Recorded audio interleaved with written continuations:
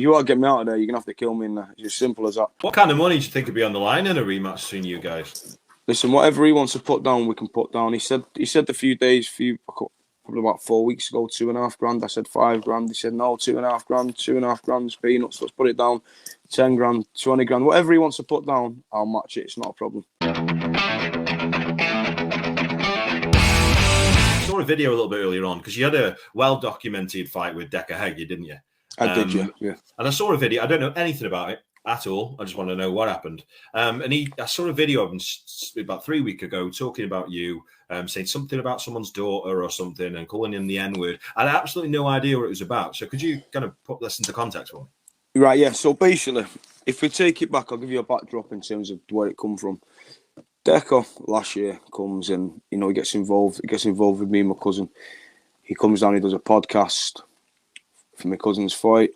And, we think this Decca fella is not a bad fellow. He's all right. A couple of months after that, we get in contact with him, just general contacts. And he says, look, I've got a few issues. Can you show me fair play? So we said, we'll get you the best of fair play. Him and the other man come down to Manchester. They arranged the fight. They have the fight.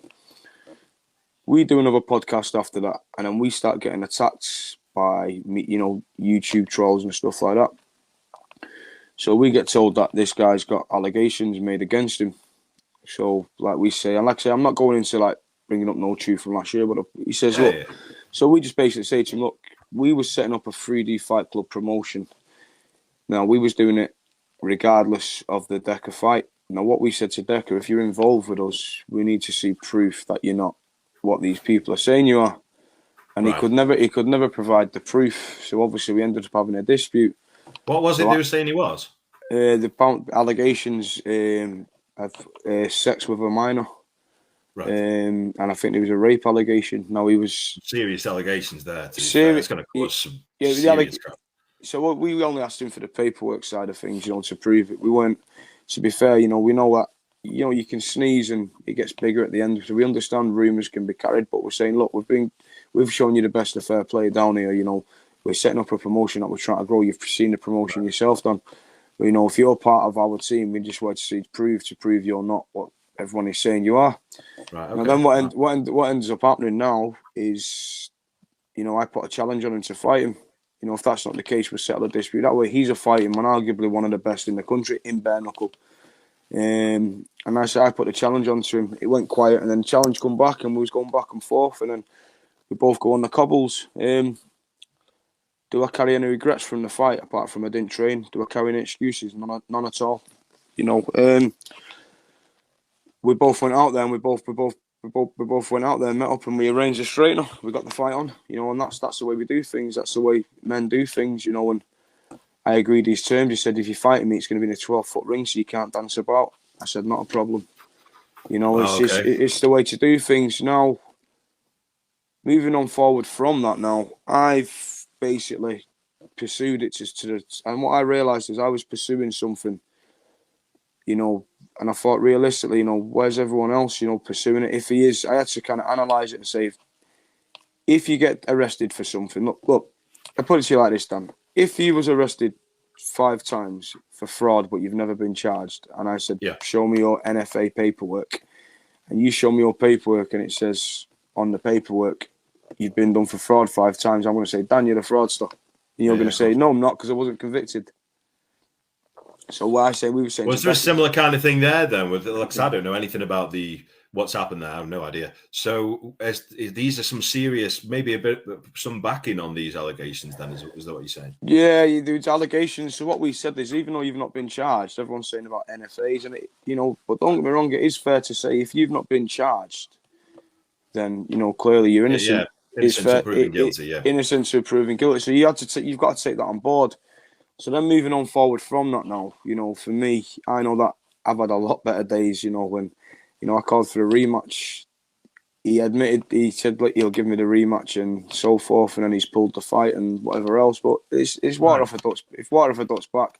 I mean, listen, well, just to stop you there, guys. What I want you to do is I want you to see this. Check this out. And you can fight inside, boys, if you want. Yeah. Don't fight inside. Fight inside, go fight inside. It's a fighting strike. Break up now, break. Pretty brutal, that, mate, isn't it? When he must have wrecked that.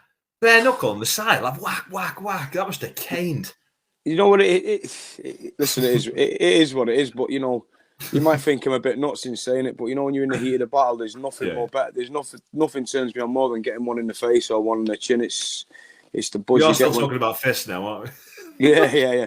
No, honestly, it's the buzz you get when you're in the fight. You know what I mean? I love it. You know, and I love going out for disputes, and I'll always go out. You know, and stuff like that. And like I said, it is what it is. It's the best way to solve disputes. But like you're saying, you know, we've called for the rematch. If we get it, we get it. If not, we move on. You know, that's life. But so a fight with Decca Heggie is something you actively pursuing now. You'd want that fight now.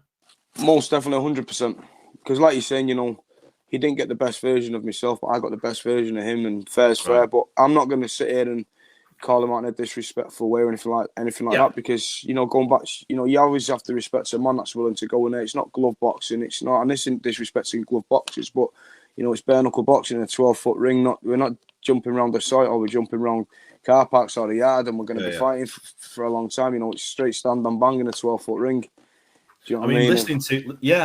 Listening to Decca on the video, I will say he seemed quite an intelligent, lovely bloke. Actually, when I was, you know, he did. So he came across. I'm sure he's a demon in the ring, just similar to you. But it's just, he seemed like a nice bloke who liked a good scrap. You know what I mean? But It does, do you feel with a good camp though? Do you think you could feel you'd beat him? I do believe the good version of me. I mean, if you watch that fight, you know, if you take that fight back and slow it, you know, you're a boxing man yourself, and you pundit a lot of fights. You got to remember, on that fight, there was no camp for that fight, you know, and I was out drinking, and there was nothing. That was just me turning up on natural, just myself turning up. You could see I was well out of shape and stuff like that. And you can't. Decca now is trying to claim glory on that fight with myself, but you can't claim glory on a man that was unfit. Now he's come out on a comment, and he said he's basically turned around and said, you know, a half decent street fighter will beat an unfit boxer. Well, I mean, that goes to say a half fit anyone will always beat an unfit anybody, and he's trying to claim glory from that. So if he wants to claim glory from it, that's fine. It's not a problem. But he must know something about me for him not want to take the rematch. That's all I can say. Okay, so you feel that he might be avoiding the rematch then?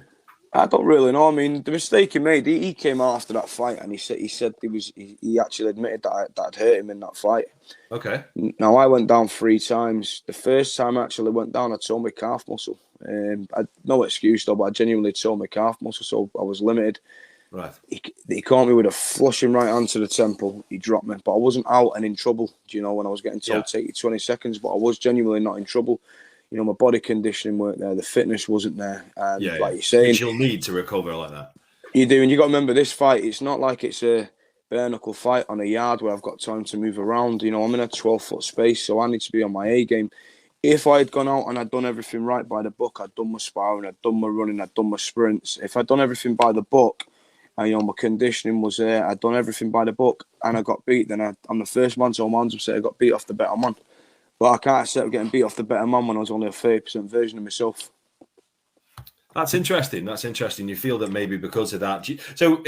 Obviously, you can't say for sure because you can't be in someone else's head. But do you feel that maybe he saw something that, you know, if you'd have been fitter, faster, he's come out and openly said that himself. Right. Okay. Well, what did he say? He's come out open and he said, look, he's done a few videos. He said the first one was he went, you know.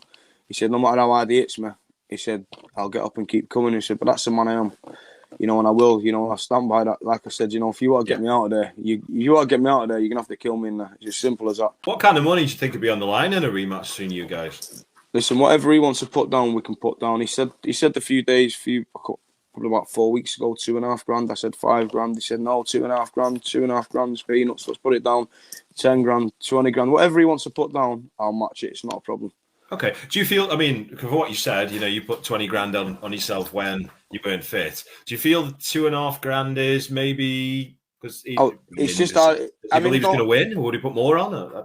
I don't know, but you see, for me, I don't even because of the way the fight is. you know, I can get up in the morning and I train for this fight, which I am doing. You know, I'm doing twice a day, and I get up and I'm training for the fight. 2.5 grand. If it was a normal day and it was on any other fight, I wouldn't get out of my bed for it. do you understand what I mean? I wouldn't really get out of my bed for that. I said 5 grand and he didn't want to agree, so I've matched his terms. You know, I can only match what the man can afford. You know, when I'm not going to... Do you feel that might be what it is, that he just can't afford more rather than not believing? Yeah, I think he might not be able to. Listen, one thing you'll say about Decca, he'll always believe in himself and he'll always back himself, you know, and I'm not going to knock him like that because he is a true fighting man.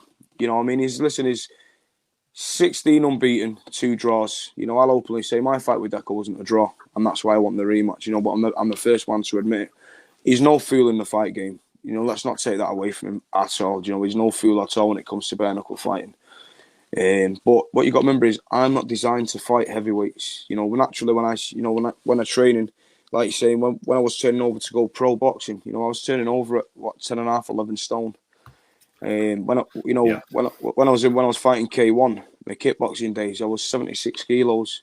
Right. You know, naturally, when I train naturally, I mean, what am I weighing now? I'm in 94 kilos now. But you know, I'll get down to, you know, I reckon another 4 to 5 weeks, and I'll be touching like what I'll be in the 80 kilo category. So I'm naturally, my body's not made to fight heavyweights.